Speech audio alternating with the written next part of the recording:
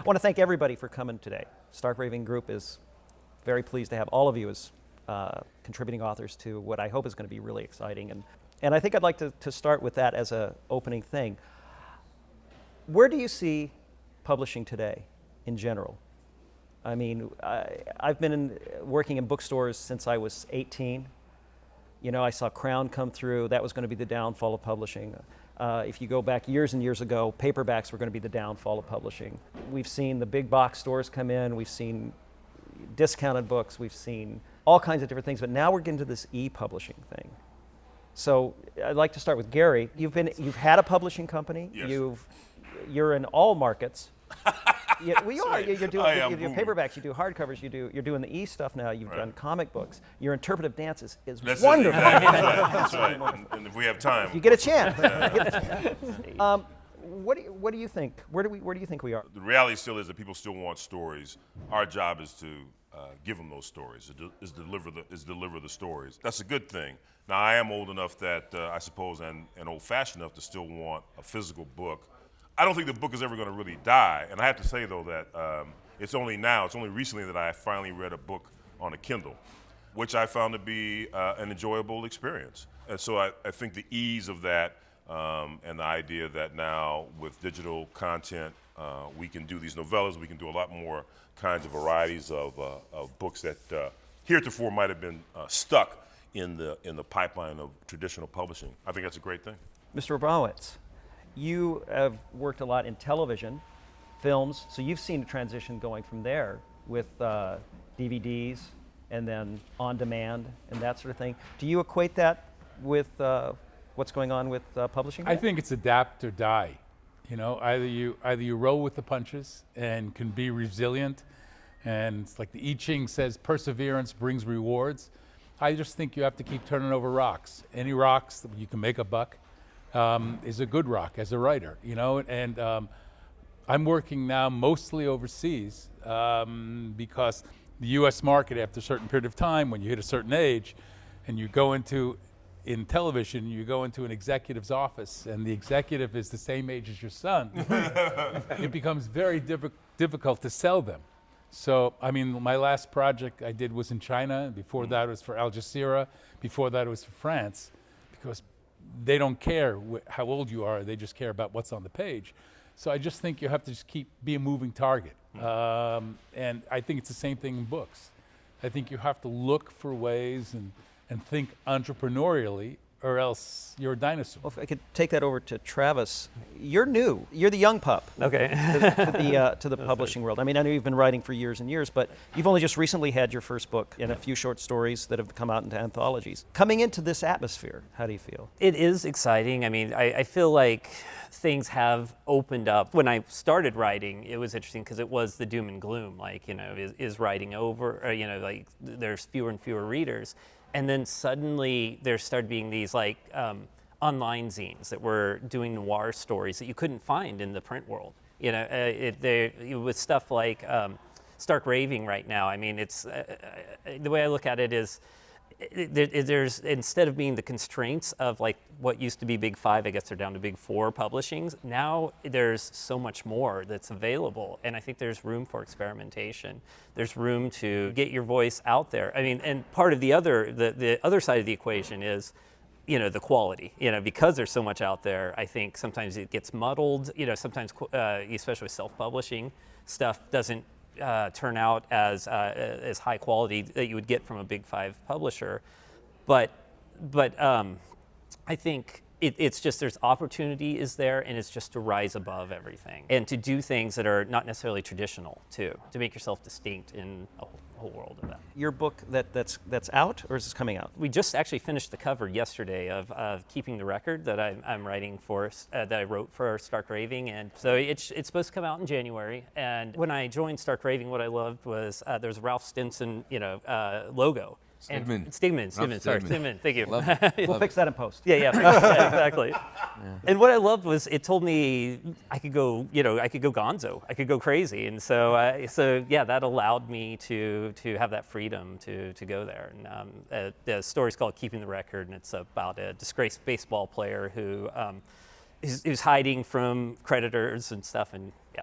your book, your novella, Lost in Clover. Is that traditionally published or is that e-published? Oh, so what was interesting with that was it was EPUB. So I wrote a short story and for an anthology, and the editor turned it down because it was a little too dark for the anthology. But he asked me if I could write a novella for them instead, based on this character. And I wrote the novella for him, and he has. So that was published. That was an e-publication, but I had the print rights to it. So then I turned around and, through using CreateSpace, have the actual physical product as well. And CreateSpace is? Oh, it's an Amazon subsidiary, but they do book on demand printing. Okay. Stephen, where do you see things? Do you concur with our gentleman over here with the adapt or die? Absolutely. Yeah, you definitely have to adapt. I think it's actually a really exciting time for writers now. Better than any other time. I came out of the film business, and the film business, a writer has zero control, and basically a screenwriter writes a blueprint for other writers to adapt, and then ultimately a director to create a vision from.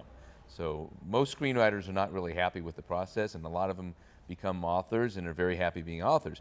However, when I went into the world of publication, I was surprised by how similar the publishing world was to Hollywood, in that the writer had some control. I mean, I felt very comfortable being able to write and just basically work with an editor. And then if the editor was happy, then the copy editor goes through it, and then you publish. And it's very exciting to have that direct contact with the reader, and you can talk to the reader about your story. But still, I was also surprised by how difficult it was to get some things across to the publishing world. Boy, I'd like to have this image for my cover. You didn't have any control over cover art. You had no control of when the book was going to be released. You had no control if your editor was going to be fired, and suddenly you've been orphaned, and now a new editor comes on and they didn't sign on to your book, they weren't championing it, and suddenly they're not interested. And I've seen authors go through this terrible battle over a project they'd spent years and years writing, and they're so finally excited to get this publishing deal. So the fact that people can self-publish now and choose when they want to publish it and how they want to publish it, hire their own editors, and control their destinies. It's very, very exciting. So, I'm seeing a lot of guys who have had 7 or 8 books published traditionally that have now gone to self-publishing, and they're making money now too. They're seeing the money come back to them, and they're doing all the marketing. But we've always had to do the marketing. Even in the publishing world, we're still responsible. I had to hire my own publicist for my first novel. The publishing company did not do that, so we're still always doing that. So I think it's a very exciting time. Interesting. Darrell, what have your experiences been? You're also, you've been writing for a while, but you're relatively new to actually being published, and over the past 3 years? I proclaimed to the world 17 years ago I'm going to become a mystery writer, and since that time, back in that time, it was a clear path. You knew exactly how to get to the publishing world. It wasn't a great path, and it was a difficult path, but you knew you had to go out, find an agent. How many here think it was a clear path?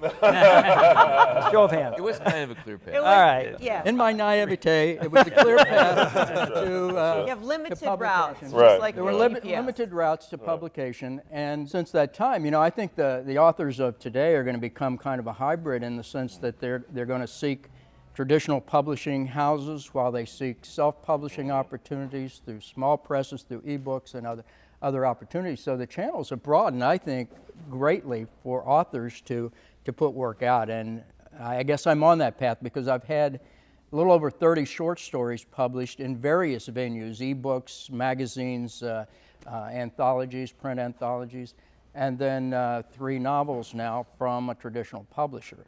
I'm looking for whatever path I can find that takes me into the future, and if it's traditional publishing, great. If it's self-publishing, so be it. Well, speaking of difficult paths, Mr. McLeod, you're a poet. Yes, being a poet primarily is the main area of writing that I've done, and I was a literary magazine editor for 10 years here in Los Angeles, and everything was sort of done under the radar, carrying boxes of books to the local reading and having a Kiss the Sky margarita booth right behind. And That's what we're missing here. That's right. so I published a lot, and a lot of free stuff because I made my money in the film industry and playing, and I'm a movement artist, mime and buto, and I played a lot of gorillas, and that's kind of He was the oversexed gorilla in Trading Places. Really? Yeah. I can see that now.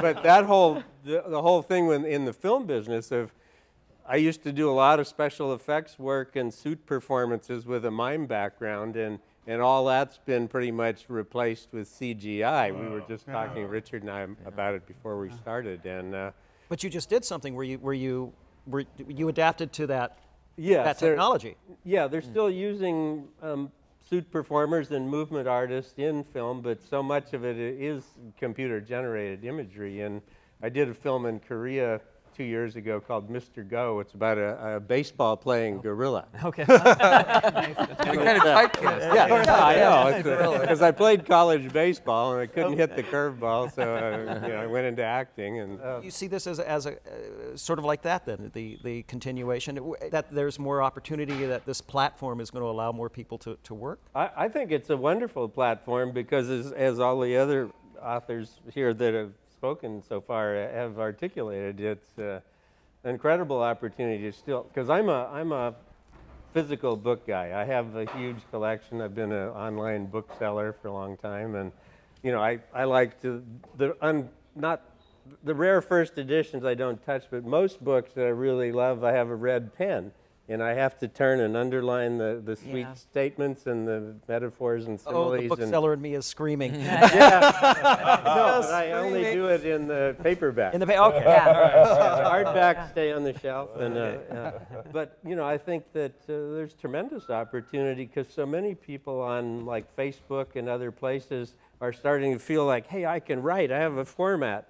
And they say, oh, my ex-wife or ex-husband were so horrible, and they'll write like a couple paragraphs on it. So more people are reading and writing things, I think, on social media. And so we can bring our books to those people who say, oh, I haven't read a book in 10 years, but they've read countless emails and blogs and that's so if we can blog into those people. That brings up a thought, though, which is sort of been touched on here, which is quality control.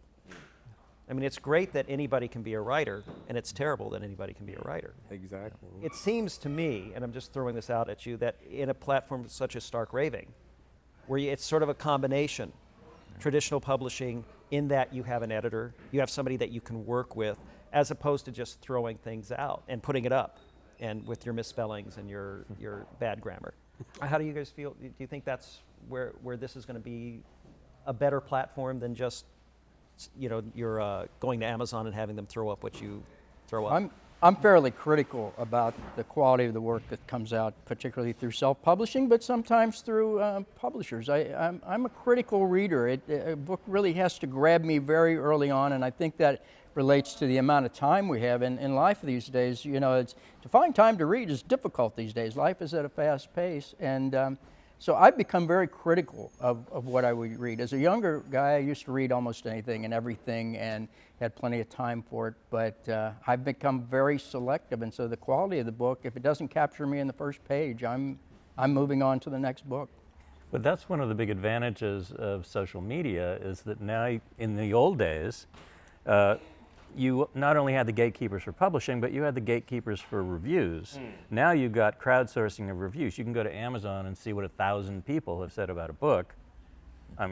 Presumably it's going to be a pretty good book if it's got 1,000 reviews. Unless they really hated it.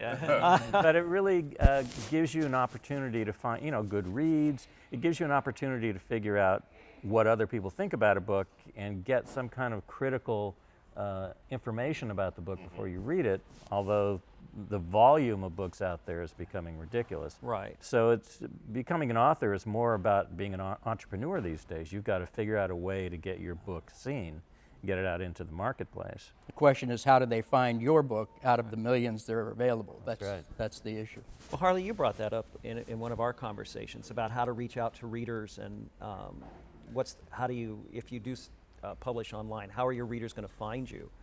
And Yeah, I have no idea. Because Which is brilliant.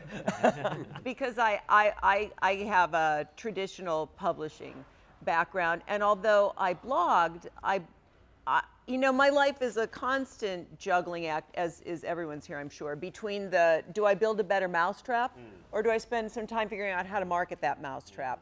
And in the end, I tend to fall back into, let me just go build a better mousetrap, because that's what I really want to do in the first place, and also because I feel like that marketing is not where my talent is.